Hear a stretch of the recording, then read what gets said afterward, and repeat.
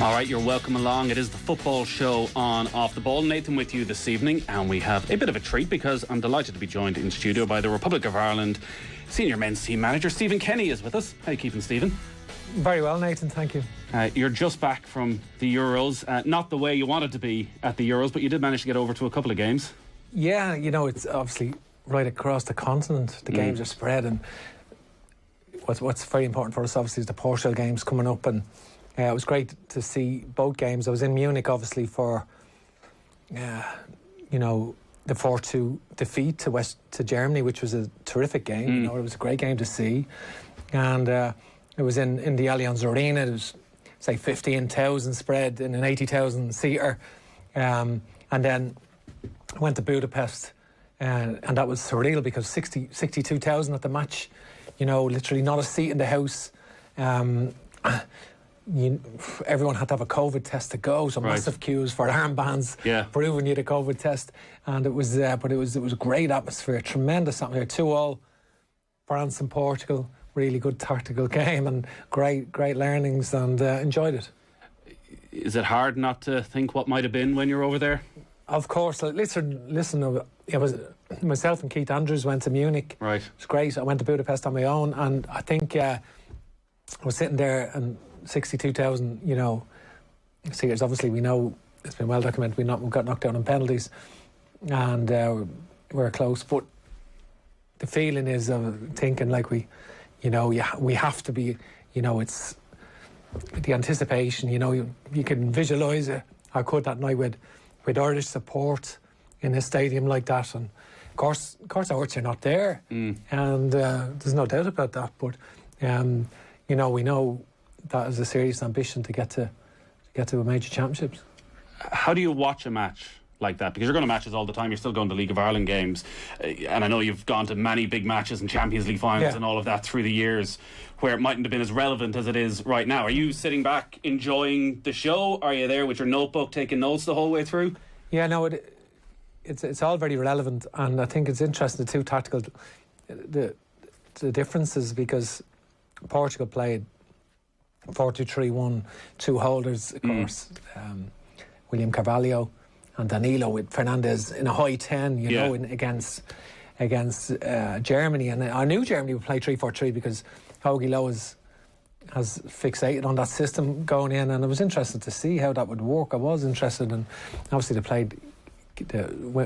Germany played their wing backs nearly as wingers, and it caused no end of problem for Portugal. And but yet still Portugal exploited that space for Diego Jota to get in to set Ronaldo up for the goal, and took the lead. But Gosens and, you know, Kimmich had a field day really in wide areas, and it was good to see, interesting to see. Of course, were you expecting that? Because I always find it interesting. We obviously do a lot of games with Brian Kerr, and Brian always prides himself before a Premier League match of being able to almost pick the two starting 11s and how they're going to line up. Are you going into watch a game like that trying to visualise what the opposition, what Germany are going to try and do, what Portugal are going to try and do?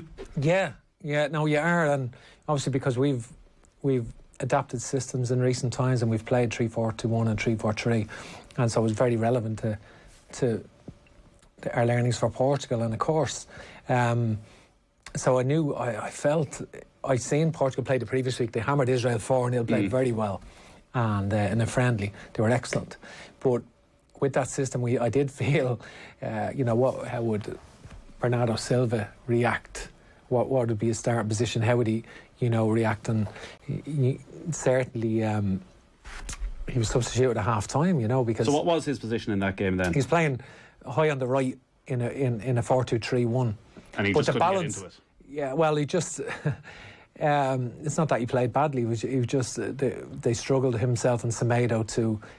Goosen scored two, and actually had one, you know, had one disallowed, scored one, and had a cross that they scored from. So it's between himself and Semedo, they didn't deal with it on the right side. And if you're playing a 4-1-4-1 as they did in the second match, that flattens out the midfield and shares responsibility a bit, than playing Fernandes so high, you know, that extra responsibility on the wide players to get up and down. You know, so it was interesting in the next match. Obviously, Portugal made the tactical changes and played 4-1-4-1, dropped Bruno Fernandes, in fact, and which was a surprise. He's considered one of Europe's top players in that position. So why in that match that you were watching then was Fernandes not able to make an impact? Well, he probably didn't have he's a great player. He probably just didn't have his best game, but they surrendered possession to a degree, and they dominated. Kroos and Gundogan dominated the midfield and were able to switch the play quickly, and that's what Portugal struggled getting from right to left to adapt to the changes with Kimmich and Goossens. The narrow front three. Gnabry was brilliant. That's why it was such a surprise to see him not playing against England. Yeah, Gnabry was terrific, and he did. Gnabry almost played in a. Correct me if I'm wrong here, but it felt that Gnabry almost played in an offside role for the majority of the game, that he was in behind the defence constantly, so that they were constantly confused then when the ball was coming in. So who was onside, who was offside? Yeah, I suppose the difference in the balance of the sort of German front three in that game as opposed to England, for example, was that Gnabry, Muller and Havertz interchanged positions. Gnabry traditionally is a wider player, doesn't play central, but he's played central a lot, but also Muller would interchange with him and he'd find himself in a wider position, difficult to pick up. Portuguese back forward found it against England. It was very definite. You felt, for example, they had Havertz on the right and Muller on the left, which, it's okay if he's dropping into a left-sided 10 position, but England had two midfield players there blocking up those positions, so Muller was quite ineffective. But they had Werner through the middle, and it was definitely playing on the last man all the time. And of course, he nearly scored against England when he got through, and that would have justified that selection. But against Portugal, they were much more fluid, interchanged positions, and it was good to see. Good to see, as opposed to the French game, which are obviously live, which is a great game in Hungary, to see that one. And they were back to the team that the way of playing that won the European Championships, that 4-1-4-1 situation. That's what they played when Renato Sanchez was probably their most impressive player in the Championships. As far as I could see, he was terrific. And I know he had a great season with Lille winning the Ligue 1, and beating PSG to win that, and he was terrific. So how do you stop him? No, I mean, listen, they have a lot of options. Obviously in that game against Belgium when they got knocked out, they threw the kitchen sink at it early in the second half by bringing on all the players that they did. And Silva and Fernandes. It's a pretty daunting task, what you're going to face at the beginning of September. Ronaldo's obviously going for the world record in that fixture, which isn't an ideal scenario either. He is indeed. No, listen, that's a good game for us to play. It's a great game for the players to play in. They want to play in it. They want to get ready for it. The supporters are in, which is terrific. And we've 3 games in 6 days, of course. Portugal, Azerbaijan at home, and Serbia at home. So they're great games to play in, and we want to make sure we're ready. Yeah, we'll talk a lot more about that and how you've been in the job for a year at this stage, more than a year, but really the last 9 months in terms of fixtures. On the European Championship, what will stick with everybody after this isn't even the attacking football and some of the brilliant matches we've seen. It was that moment when Christian Eriksen fell to the ground and everybody feared for the worst. And thankfully, the wonders of modern medicine and science kicked in, and Christian Eriksen is still with us at 29 years of age, will go on and will live. You went through a similar incident, you were telling me off air, a couple of years back. Can you talk to us about that? Yeah, no, it was very striking seeing Christian Eriksen. It was very traumatic and very vivid. I think. And what struck me was not so much, because at the time looking at it on the TV, I thought Christian Eriksen had died. I got the impression he may have died. Wasn't sure, but the question mark was there, and I think Damien Duff and Jackie Hurley and Liam Brady were in the studio, and they were, unsure, shaken, and I think definitely, and it brought back to my own situation, of course, which I've not spoken about before, which was 2 years ago, of course, and more or less it was. We played with the Ireland under-21s. We played Sweden, and in Sweden, away game, and we won 3-1. It was a great performance, and Troy Partis scored 2 goals. The following morning, we went and on the flight, I wasn't feeling well on the bus going to the airport, and and at Glaxo Airport, which where we were flying from, you know, I had a not too similar incident on Christian Eriksen, dissimilar incident. You know, it was quite an ordeal. Right. So, in terms of the similarities, a heart issue.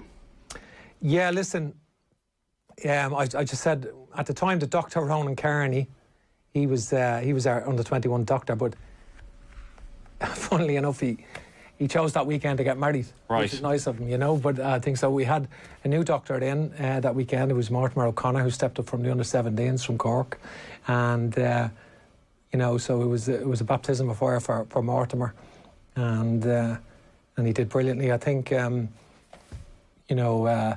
So what happened? I was just you know, obviously I wasn't feeling well, and I just really collapsed, I suppose, and. You know, of course, I've been informed since, you know, obviously, the Dr. Mortimer and Damien Doyle, the fitness coach, you know, done CPR, and Damien had to do CPR while the doctor got the defibrillator and so forth, and the paramedics in the airport were on the scene very quickly, and all of the players we had gone through. All of the players had gone through. We was scheduled flights. It wasn't a charter flight, the under-21s. So all the players had gone through, and some staff. So it was just a certain number of staff had stayed with myself because they knew I wasn't well. And then when that happened, obviously none of the players didn't see it because they were gone through to the other side to get the flight. So, but there was a sort of big scene at the airport, all right. And so you collapsed suddenly. I did, yeah. And similar to Christian Eriksen, just... Well, it was subsequently I'm informed it was, you know, electrical issue, you know, with my heart, you know, just there was a block really of, you know, of electricity, the electricity that your heart needs. Right. So certainly it was traumatic enough at the time for everyone. For me, looking at sort of Christian Eriksen's situation, it impacted me because I realised, you know, I got serious flashbacks because I seen the impact I had on the people around the situation at the time. So lucky enough I had, you know, people around me who were my staff and colleagues and friends, you know, Keith Andrews, Jim Crawford, Damien Doyle, and fitness coach was there, Colm O'Neill, who was a physical therapist. They were all in the vicinity at the time, and a lot of people in the vicinity. So we were all trying to address the situation. Obviously, it was very, very serious because I hadn't realised the course, you know. And had your heart stopped? They couldn't get a pulse. They couldn't get a heartbeat. So they apparently had, you know, turned blue. So it was certainly such a serious situation. So I think it was just a blockage of electricity to the heart, the flow of electricity to the heart. And I think one of the, like Jim Crawford said to me at the time, or the following morning, I'm not going to lie to you, Stephen, I thought you were dead, you know, and I thought you were gone. And Kieran Crowley, my press officer with the under-21s, he got on the flight with the players, and he said at the time that he got on the flight for an hour and a half, and he said it was the longest flight of his life, that he got on the flight and they were on the flight and he wasn't sure, he thought it might be dead. So waiting to land and see what the text would say. Waiting to land, yeah, exactly. So it was you know, I'm very grateful. I had great medical care. Mortimer, the Dr. O'Connor, done brilliant. All of the staff, Keith Andrews was amazing, Jim Crawford, Damien Doyle, Fergus, you know, our kit man, they were all around, Colm O'Neill, Kevin Mulholland, so all the people around. They've been able to tell you what they did, how they reacted? Yeah, well, what happened really was once I seen the Christian Eriksen situation last week, I sort of reflected on it, and I started just ringing them and wondering how it affected them, because, you know, it revisited. We nearly moved on from it, all of us, and, you know, and I just was saying, you know, how did it affect you, and how, you know, what was the impact? And they all had, they were sort of anecdotal stories in that they didn't think that, you know, that I was going to survive at that time. And so it was, you know, it was quite traumatic. Yeah, it certainly sounds like it. And when you're talking about having flashbacks when you saw the Christian Eriksen incident, are you having flashbacks from your own point of view as well? Do you remember the minutes leading up or the minutes just after? Do you remember around the time that your heart stopped? Well, I think the you know, I do. I was unwell and I just passed out, and I just so I remember then. I just remember waking up as they come into the ambulance. Okay. As I was sort of been put in the ambulance, you know. And had you any sense of what had happened? I didn't really know. I said, my wife Siobhan had come back as a mature student and done mediation course, and you know, in Maynooth actually, and our graduation was the following day. Right. And I just remember waking up and saying, I need to get on the flight. Siobhan's graduation is tomorrow. And that was the first words I actually said. Who was with you in the ambulance? So the medics, you know, we just went to the hospital there, and they all come back. Everyone went on the flight except obviously 5 of the staff stayed. You know, so some of the staff had to look after the players because they were getting on flights back all around England, and you know, some of the people back to Ireland. So it was a, you know, as I say, it's you're on scheduled flights with the under 21, so you're going to different cities in England and so forth. So certainly, you know, 5 of the staff stayed overnight then, and so they, you know, they were just delighted to.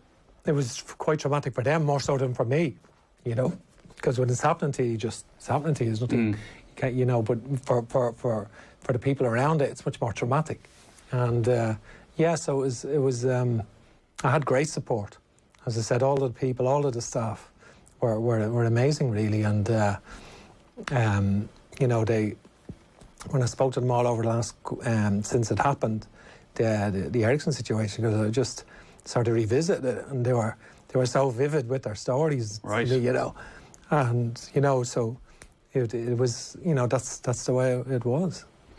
When you get to the hospital then and you're awake and you're undergoing treatment, when were you told exactly what had happened? That what is a heart attack the right term? I don't think so. You know, it was just to stop of electricity to the heart, and I think my heart is quite strong, but I needed to have an operation in the hospital in Sweden. Okay. And I got a pacemaker, so I was in the right place. Obviously, Sweden's famous for its medical system, its medical care, if you like. And they said that, listen, you've come to of all places to come. The pacemakers, they were very proud of the fact that they've been invented in Sweden. You know, pacemakers are invented in Sweden, and they were, you know, talking me through it. So I had a few days rest and recuperation there, obviously, and then before I was operated on, and but it's so I just went to the theatre there, and you're awake in the operation as you go into this sort of big which is like a big industrial unit, and these young Swedish doctors, and they talk to you while you're being operated on, and you know they're putting in the pacemaker. But they're putting in the pacemaker, yeah. So it's almost surreal, you know. It's like an out of body experience thing. Yeah. Like it's you know, it's quite surreal, but it was it's brilliant, really. It just meant, obviously, it was a congenital. It's been diagnosed as a congenital issue. Okay. Just my heart skipped a beat very rarely, very, very rarely, and if it ever did again, the pacemaker just kicks in. So that's really it, really. And so nothing to do with the stress of the job, because I do remember at the time there were reports that you'd taken ill in Sweden, and I think it was said you had chest pains, and I know when you came back and you did your first press conference afterwards, you know, you were keen to move on from it. When you were told it was a heart issue, did you think it was the stress of the job, or it must have been a heck of a shock, because you know, I think you turned 50 this year. You're a very young, fit man. I was probably 47 then, right. nearly, and I think so. It was a congenital issue, and certainly, you know, and so you know, I'm not aware of my family history in regard to that. You know, I've no knowledge of my family history in relation to, you know, medical issues. Right. So I think it was that's what they described it as, really. It's just an issue, but it's my heart is really strong, and I think now the pacemaker is terrific. It's completely. It's unobtrusive, you know, and it's certainly very easy to live with. And the only problem I have is going to the amount of flights I take going through airports. Right. You can't go through scanners. So I'm the most searched person in the history of the airport. I've been you know, you can't go through the scanners, and certainly you've got to sidestep them and be consistently searched. So I'm searched. I'm flying to England, of course, and everywhere, a few times, you know, all of the time, and. So that's the only issue, and so that's it. Yeah, much like with Christian Eriksen, while there's the obvious initial devastation that this has happened, there's a real relief that he was in the right place, that he has the very best medical attention, able to run onto the pitch and be with him in 20 seconds, and that was so vital to keeping Christian Eriksen alive. Likewise for you, that you're there, surrounded by the Irish team's medical staff. When you've spoken to them since, I presume, was it CPR within seconds of it happening? Did the team doctor realise exactly what had happened? Yeah, no, it was almost surreal, because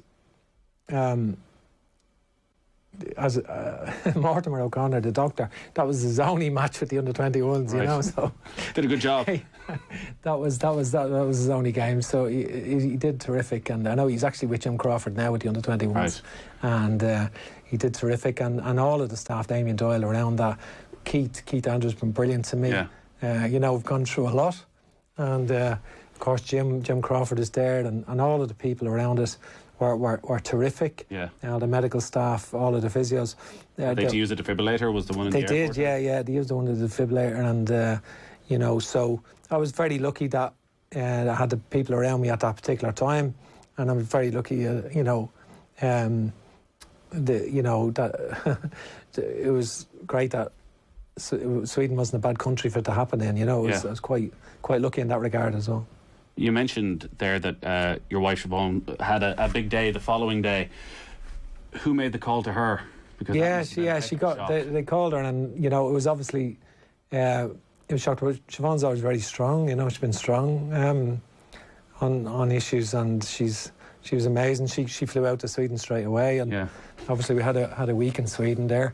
And you can be strong, but receiving a phone call completely out of the blue that your husband has a serious heart injury and his pulse had stopped a few minutes earlier is not a call, no matter how strong you are, that is easy to deal with. Yeah, no, she was terrific, and she flew out, and she stayed, of course, for the week that I was out there, and so. Did she know when she got the call how serious it was? She didn't make her graduation. She didn't make the graduation. You had to make up for that one. Did she? No. Was she told on the call just how serious it was and how important it was she got out there? Yeah. No. Well, she wanted to get out there, of course, and so it was. You know, she's great. Always been a great support to me, of course.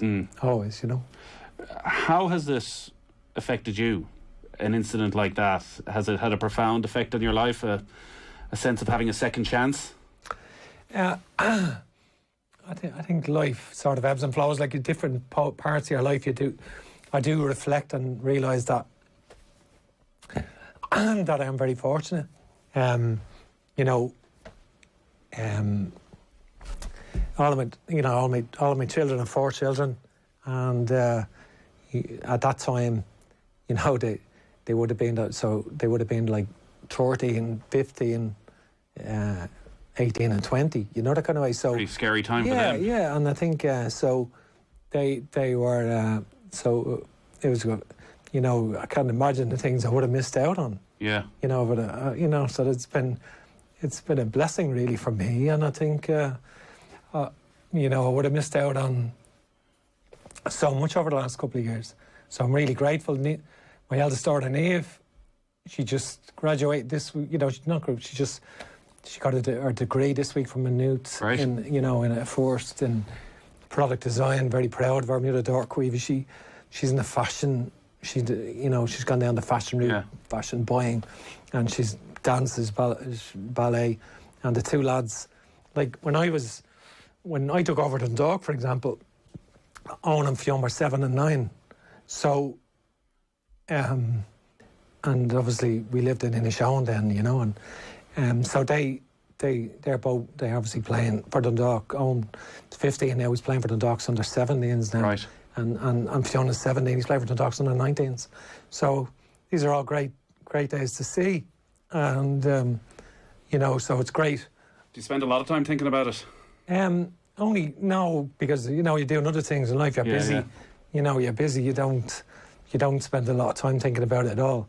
Just sometimes moments happen that give you an opportunity to reflect, and you just switches your mind towards it. Yeah. You mentioned you've rang Keith Andrews, Jim Crawford, everybody was there.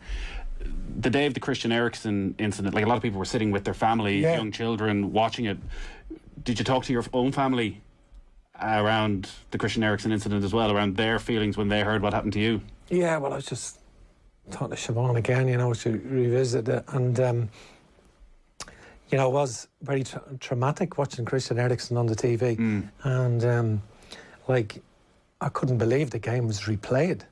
I mean, that was incredible. That at least it had to be at least a minimum the next day, but hopefully later than that. But the fact that it was replayed later, that was so unfair on Denmark, and that was incredible. And I know they've probably got a good sense from talking to everybody who was there with you that day. Could they have gone out 2-3 hours later and stood on the sideline of a match? No way. There's absolutely no way. And I don't know how Denmark, the players did it. I know they've sort of rallied around and they've used that as a strength really in their games, and people are wishing them well, and they've had a spectacular response. But no, it was certainly no way as. So yeah, it was amazing to see that. It is a testament to all the staff who were there that day that this has never really been public before now. Was that intentional? Did you not want this story to be told? No, I didn't really, and you don't know what you want. Right. You know what I mean? You don't know. You're just trying to. You're just delighted to exist. Yeah. Delighted to live, and all of those staff, I trust them all implicitly. They're, majority of them are with me with the senior international team now, and I think.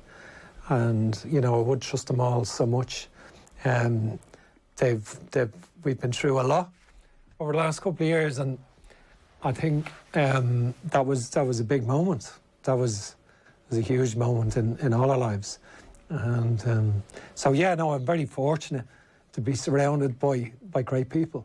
Yeah, you were 21 manager at the time, but on the way to becoming the senior team manager. Yeah, was any part of you concerned that this incident would affect you getting the senior manager's job, because you are now in what is one of the most stressful jobs in the entire country? Yeah, listen, I was concerned. I was saying, because there was a succession plan, but until you're manager, until you're actually appointed, the succession plan, you're never certain how exactly things are going to go. And I think I was concerned that I was concerned, would it stop me being appointed, but all of the medical people assured I'm actually fitter now than right.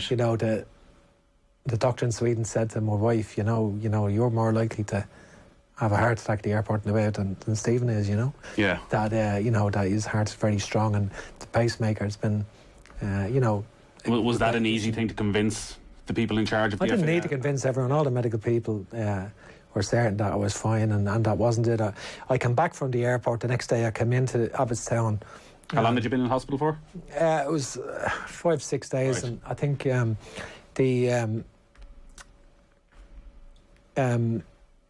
we had an international managers meeting.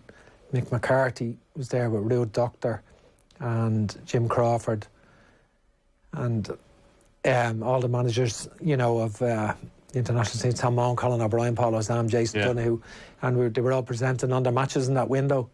So I came in, and I think they were surprised to see me, you know, and but they were presenting. I didn't have the visuals to present on the match because I hadn't prepared anything. But hadn't got around to the PowerPoint presentation. No, but I did a sort of one on the tactics board, just how the game went, and just did an oral presentation. And but no, they were all very supportive, including Mick McCarthy. He was very supportive, and they were all very supportive. Great.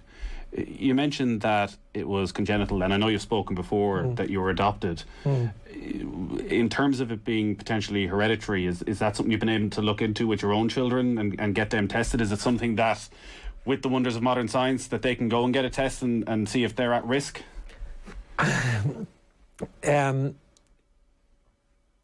You know, we don't want to. You know, it's something that we are looking at, all right, but we don't want to alarm them or worry them and so forth. And they seem to be perfectly healthy, and they will be. The lads who are playing football, they will be screened as part of the, you know, the underage screening system. With Dundalk. Yeah. So I think it's it's. Listen, it was just one of those things. You know, it was just I was very fortunate, and I'm very grateful for the opportunity to survive it, and very grateful for the opportunity to manage Ireland. It's a huge privilege. So it's not affected by stress, is what you're saying? No, that wasn't a factor at all. So your family aren't, your wife, your kids, they're not concerned about the stress that you're going through? No, it was nothing to do with that. It was the heart. They were able to. They did an exhaustive research in the Swedish hospital, and obviously they hooked me up, and they were able to tell that it was a needle in a haystack, really, finding out when on an occasion that, you know, the heart missed a beat, you know, and so if that ever happens, then the pacemaker kicks in, and that was it. How do your family deal with you being the senior team manager and all that comes with that, and the criticism that comes with that, particularly if things haven't gone well and some of the results haven't gone well? And, you know, we'll have 3 hours the night after every Ireland match on this show, and at least 3 hours, and every newspaper, and people don't hold back. Like, if you lose to Luxembourg, people don't hold back. How do you protect or shield your family from the criticism that you're taking as the senior team manager? Because you've two teenage boys playing at Dundalk. I'm sure it's all they talk about around Dundalk. Well, listen. It's not something I'm going to complain about. That's the territory I'm in, and certainly I'm very privileged to manage Ireland. I think it's you know, criticism is part of the job, and you know, and it does affect your family. Like, of course it does, you know. But they want you to do well, and they feel the defeats if you lose, and that's part of it. But I would never complain about that. That's part of it, and there's not a lot you know. Social media. It is part of it, but I can tell my sons and daughters not to be on. I was going to say not to be on social media, but you know, someone will tell them. I do, but I'm sure I know they are, and that's part of it, and you know, that's you know that's the world we live in now, you know, and I think that's part of it. And did they be giving you feedback? No, I don't try and encourage that, and try and distance myself from that. And no, I definitely don't. You know, they're very supportive. You know, they've been very, very supportive, because life's not been easy for them. Like I said, Niamh got her degree this week, but that's despite my best efforts to ruin it for her by moving her school 5 times. You know, we moved, so the kids have moved schools, and because you know, because of my career, and because I've managed in Dublin and Derry and Scotland and you know, Dundalk, and we've moved a lot, you know, so it's an occupational hazard for families, and that's part of it, and certainly it's they've been very, very supportive for me, Siobhan, my wife, and all the family, and I certainly wouldn't be in a position without their support. What's your routine after a difficult defeat? So the night of the Luxembourg game, what do you do? Do you go into your shell? Do you go and watch the match the second you get back to the team hotel? How do you cope with a disappointment like that?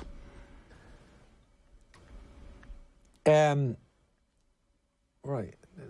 I don't know what's lower, speaking about that or the heart incident. I think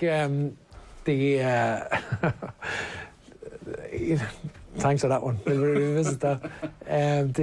Listen, it's contrasting emotions, of course, and contrasting performances, because we played in Serbia 3 days earlier, and I felt our performance was excellent performance in Serbia. I really rate Serbia highly, and I think it was some of their attacking players, and I think we controlled a lot of the game, and even rewatching it a few times, how well we played in that game. We were excellent. Obviously, we got punished, and we got beaten 3-2, and we got punished with the goals that we conceded, which we got punished for 1 or 2 mistakes. But I think we were absolutely excellent in that game, and we gave everything. The players gave everything. I was delighted with how they performed. And then we came out and we didn't play well against Luxembourg, and we still didn't deserve to lose the game. Chances created, we had much better chances, but the performance wasn't good enough, and some of the players struggled to get the intensity they had been 3 days earlier, and that was interesting learnings for me. That performance then casts a bit of a shadow, it feels, over your entire time in charge so far, because while I think people will recognise a lot has gone on behind the scenes with the COVID issues that you've had, the fact that you haven't had a crowd at a single home game yet, I don't know if it'll ever be acceptable for Irish football supporters to lose to Luxembourg, rightly or wrongly, and for all the progress Luxembourg have made. For you, how big a setback did you think that was? Because I'm sure you've researched Luxembourg, you can go through how they performed so far, but did you feel that actually that was as big a setback as you could possibly have had? Yeah, well, I think of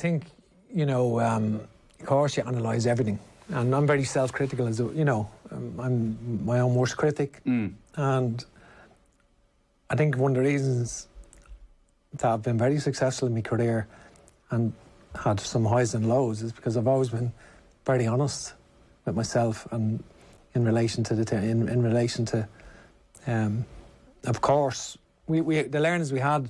Serbia, an excellent performance. We made some mistakes. We got punished, but we scored 2 goals. We created a lot. Denied a penalty with 20 minutes to go, 1-1 certain penalty. With a load of positives, dominated a lot of some brilliant play. For example, in my opinion, and I'll be clear about this, the 2 performances, away to Slovakia in the playoff and away to Serbia in that game, are a much higher technical standard than, say, in the previous campaign away from home, the games away to Gibraltar, the games away to Georgia, the games away to Switzerland. It was a much different way of playing, and a much more progressive way of playing, and they were excellent performances. All right, then we let ourselves down against Luxembourg because we were erratic. It was interesting for me to, we were erratic in our performance against Luxembourg, and I think we still didn't deserve to lose the game when you watch it back. I think, but it wasn't good enough, and we know that. And I think it was interesting to see players who hadn't been playing at their clubs. There's learnings for me, because as a club manager, I would play 3 games in 6 days, no problem. Right. I managed teams that played 55 games a season. You get 3 games. But when players are not playing at their club, and they come in and give everything for 1 game, to go again for 3 days, 3 days later, to the level of intensity in international football. So a few players struggled with that, the ones that hadn't been playing regularly, and that was interesting for me. Yeah, I think most people would agree, watching the Slovakia game, particularly the amount of chances Ireland created that night and unfortunately didn't take, and again against Serbia there were chances created. So signs of progression in some of those away games, but I know even you, watching previous regimes, were frustrated at home that lesser quality of opposition would come and maybe would look technically better, would be controlled and composed on the ball. We haven't really seen that on home soil as of yet. Against Luxembourg, I fully expected that Ireland would kick on from that Serbia performance and dominate that game. Maybe not win 4-5-0, but would have 75% possession, totally control the game, create chances, and an efficient performance, real signs of progress. That hasn't really happened on home soil as yet. No, I've only managed 4 games at home, but I think, and for 2 of those windows, we more or less had 8 players missing with COVID. We more or less, for the for example, the game against Wales at home, you know, you get a call, you've already missed Ida and Connolly because they've been ruled out on a false positive, and you get a call the night before the game at 1 o'clock in the morning to come down that Derek Williams is ruled out, but also another 4-year starters, Callum O'Dowda, Callum Robinson, John Egan and Alan Brown are ruled out because they're close contacts. You know, and then you go into the game with a squad of 15 with 2 keepers, and you've got to play the bus leaves at 11 o'clock and you've got to play at 2. So for those 2 windows, we were missing a high number of players. And it was very traumatic for a lot of the players because COVID was new. They weren't sure of their impact on their families, on their children, which they were on their parents. Would they lose their... Like Matt Doherty and James McLean, for example, they both lost their places at their club for periods because, you know, Matt lost the right back spot to RDA at the time because so it has big implications for them. But that's in the past. We're only looking forward now. I think the game against Luxembourg wasn't good enough. You're right. We deserve the criticism. There's no doubt about that. We deserve criticism for our performance there. But you're right about the home performance. I think if you look at the last 4 away performances, the 2 Slovakia, Serbia, the 2 friendlies, Qatar and Hungary, they've been decent performances, right? So I think at home we definitely need to improve. We've looked at our ways of preparation. For example, traditionally teams, or the Irish team in the last few years hasn't trained in the Aviva the day before matches. Now obviously we've given a high number of players their international debut, you know, we've given 12, possibly 12, 13 players their competitive debut in 6 months. So I think, you know, we have a high number of players where the Aviva is not their home.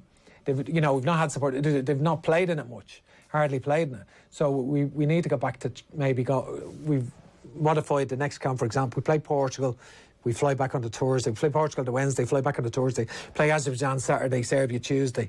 So we'll train in the Aviva on the Friday and on the Tuesday or on the Monday. You know, so these are modifications we definitely need to assess our home form. As I said, we've only had 4 matches overall. Yeah. But we definitely need to look at that. But I'm excited by how the squad is evolving. What about the style of football then? Because I think you were quite bullish when you were coming in, even before you got the job, about what Irish players could do, and a frustration that had been there and shared by a lot of Irish football fans of the way Irish players have been spoken about over the last decade.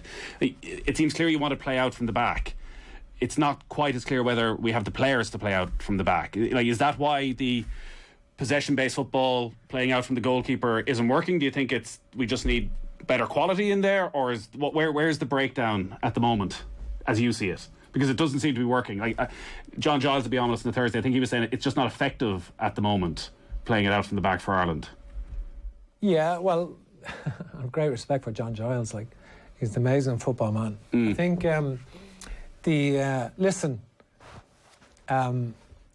we're building a very exciting team here now at Ireland. When you look at the players that we brought in to the team, even in the last match against Hungary, Caoimhín Kelleher, Gavin Bazunu coming in and goal. Darragh O'Shea has played 9 times now for Ireland at centre back coming in. We've got a midfield 3 that we brought in, like Josh Cullen, Jason Malumbi, Jason Knight. These are players of great energy and great technical ability. We've attacking players coming in like Troy Parra, Adam Ida and Aaron Connolly, who aren't proven players, or people say they're not ready to be full internationals, but they have a lot of potential, and they're going to be, a lot of those players are going to be important players for Ireland. We've seen other players come in like Chidozie Ogbenya in recent times as well. But the senior players in the last camp are amazing. Like Seamus Coleman, for example, didn't know if he's going to be fit or not, was hopeful to try and get himself fit for Hungary. He could have opted out of the camp end of season, had a tough year with hamstrings. He travelled, you know, he's a proper captain. He was outstanding. The senior players, Shane Duffy, John Egan, James McLean, Matt Doherty. You know, Matt spoke very passionately while he was away. You know, and I think Conor Houraghan coming off his defeat in Wembley for Swansea and flying out the next day after a long season. Like, so these senior players, you know, I think we revisited in the last window, of course, we won 4-1 and drew 0-0 with Hungary. The importance of playing for Ireland, you know, what it means to play for Ireland. Like the Italian players, the level of passion playing for Italy, we must have that for Ireland. No one should ever drop out of a camp because they're mentally tired or whatever, you know. And I think it's very, very important to have that level of passion playing for Ireland, and we see it, and people like Seamus and James McLean have that in abundance, and we want every single player to have that level of commitment to turning up, the commitment to playing for Ireland, that level of determination. And we've got all those players coming through with brilliant technical ability who are going to be good players. They're going to learn from a lot of those experienced players who've been in the team, and they're only going to get better. And I'm very excited about the squad we're developing. We're going to have a very, very strong squad. We have tough qualifying coming up against Portugal and Serbia, of course, and Azerbaijan. And then we've got Azerbaijan away, Qatar, and then we finish with Portugal at home and Luxembourg. We knew we got a tough group, 1 qualifiers, and we knew that. All right, it was a tough group. We've got the Nations League, then after that, we've got the games in March and June, and we've got the Nations League. So I think I'm excited about the squad that's been developed. It represents all of the clubs throughout Ireland. All these players have come through from all the counties throughout Ireland. If you look at all the clubs, they've come through, and they've come through the underage international system. We've had a rapid introduction of players. Now, some people think I've introduced too many too soon. That's a criticism. Do you accept it? No, it's the right thing to do. I absolutely back it. Right, we've had a few defeats, and we've had other reasons for that as well. But we've had a lot of good performances, and I think it's the absolute right thing to do. I defy anyone who argues otherwise. We'll be very, very. We'll be very good now over the next couple of years. O'Shea's already 9 caps. Yeah. These players are going to have 15, 20 caps for the next European Championships as well, going to Germany. They will, for that campaign, they will have a lot of international experience by the time they get to there. This is going to be a team. I want this team to be a team that the Irish public are really proud of, that they can identify with. I won't accept that we can't play from the back or we can't pass the ball. That's completely lacking faith in the talent that we have. I don't accept it, and it will be proved otherwise. It's going to take time, though, and as you say, Darragh O'Shea's 9 caps looks like he's been there for years. Give those players another year and a half, they could all have 25 caps. What's your contract situation then? Because it's going to become a major talking point, I'd imagine, over the next few months. Is your contract up at the end of this World Cup qualifying campaign? My contract lasts till July of next year, so we've got the Nations League games. We've got the March window, which is a playoff, the World Cup playoff, and friendlies, and the June window, which is Nations League games. My contract is up till July. And I presume you want to stay on past that? Without doubt, but listen, I'm not focused on that at all. That's not even... Have you had any negotiations around it? No, not at all. I'm just very focused on the matches, and I think that's all I've focused on at the moment. And what's your relationship with Jonathan Hill now and internally at the FAI? Even the FAI have been very supportive. I think I didn't say right throughout the earlier stuff. In Sweden, all the FAI were incredibly supportive. Right. Everyone was really supportive, and we've had tremendous support from everyone in the FAI. So I think we want to be united. It has the reputation of a disparate organisation, one that's very fractious, and it's been played out in public over the last few years. But these players represent, we've seen Kelleher from Ringmatton come through in goal, Gavin from Rovers, O'Shea from Temple Ogue and St Kevin's, and you've seen right through Malumbi from Villa and Waterford, and Knight from Cabinteely, and Josh Cullen obviously representing the London Irish coming from West Ham. Do you think all those players, and a lot of them had Belvedere, my old club Belvedere, Troy Parrott is Belvedere, Adam Ida College Corinthians, Ryan Manning and Aaron Connolly from Mairview in Galway. Amazing that Ronan Curtis from Derry City. So all of these players have come through and played, and they're from all throughout Ireland. And so this team represents everyone, all aspects of society. Football. That's something you're because I think the last time I heard you speak this passionately was in the post-match press conference over in Hungary, when the players had taken the knee before the match, and You know, I think people used to love reading your Dundalk programme notes because you'd speak very passionately about social issues. We saw recently you did the video for what's going on in Donegal with the Mika housing, and you spoke very passionately. Is that something as Irish manager you can speak freely with, or do you need to recognise your role and rein it in sometimes? Do you feel actually you have an opportunity as Ireland manager to use your voice? I think, listen, the issue in regarding taking the knee, some people seen it as, I heard you say, just criticism for taking the knee because you're supporting a Marxist organisation. Like nonsense. Marxist is distribution of, equality. What is Marxism like? It's does Capital, for example. It's not Mein Kampf, is it? Do you know what I mean? It's not like, whether you believe or don't believe in I don't. It's not McCarthyism. I don't think it's. I don't see it as a political issue. Taking the knee, I think it's a humanitarian issue. Just about supporting people. Yeah. Nothing to do with politics, really. It's humanitarian, and I think it's that's the way I see it. So I think. Our players want to take the knee. Absolutely fully supportive of them. The booing of the knee, I don't understand it. Are you able to get a sense? I don't understand the booing. And this is maybe a bigger issue that we can get into in a moment, but are you able to get a sense in a camp like that from, it is shocking that a young kid like Adam Ida, representing his country, like the pride and the honour he must feel, and he's taking the knee and he's looking up at Hungarian supporters, abusing him to high heaven, booing, doing far worse than that. The effect that is having on those young players. And is there anything you can do as a manager? Well, they're very, nothing but admiration for them, really. Nothing but admiration. I think, Chidozie Ogbenya, the first African-born player to play for Ireland, it's a very proud moment for a lot of people. And we want the Irish team to make the Irish public proud, and we have to do that with our performances and our results. We have to do that, but it must be reflective of, it's a new multicultural Ireland and a new team that represents all facets of society. And that's the thing about football, it represents every strand of society. People have nothing, and the team represents that. And we spoke about that in June. We want the players to we want the players to make.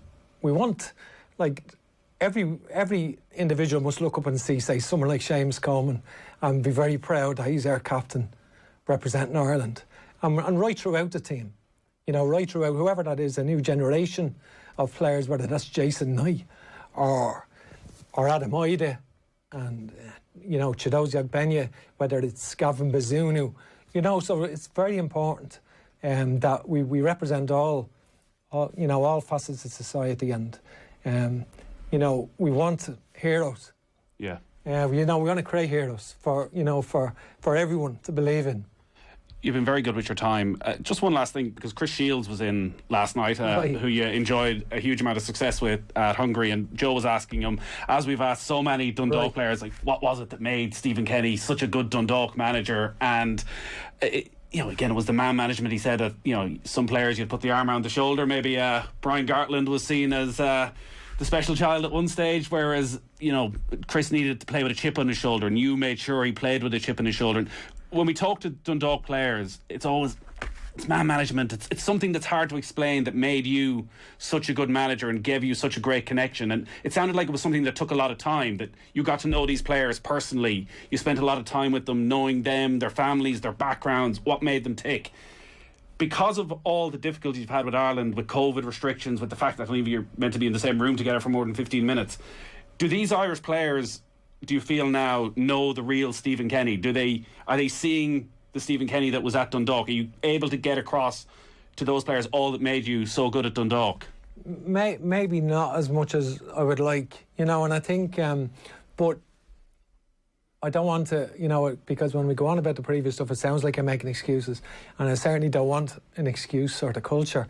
And I do think that this camp in Spain was very beneficial for us, because every other camp has been in, boom, 3 match windows, which is new for the players, 2 flights. You're flying into you know, we fly into Slovakia, you play Wales on the Sunday, you fly out to Finland. So you have 2 outward flights, 4 flights, and a match in the middle in 6 days. So it is manic. But this, at least we've 2 home games here with this window. So Spain was terrific because we were able to be in a much more relaxed environment in the summer. And people said, some criticism that we went and played Andorra, and that initially we were actually hoping to go and play USA and Mexico. There was plans for us to play USA and Mexico, right? And that fell through because of COVID, really. And then there was advanced talks about playing Japan and Korea, going out to Japan to play Japan and Korea, and then that fell through. So we got a chance to go. So we wanted to go somewhere and play. We got a chance to go to Spain and train, which was terrific. A great environment. The players loved it. They were brilliant. Their attitude was amazing. The connection between the players and the staff was much more time to develop that, and that was incredible. And I think one of the things that we had was the game obviously against Andorra, and then the game against Hungary, going away to Budapest. So it was a good camp and much more relaxed and different environment. So people got to know each other better. We were able to mix freely and without the COVID being such an issue. Yeah.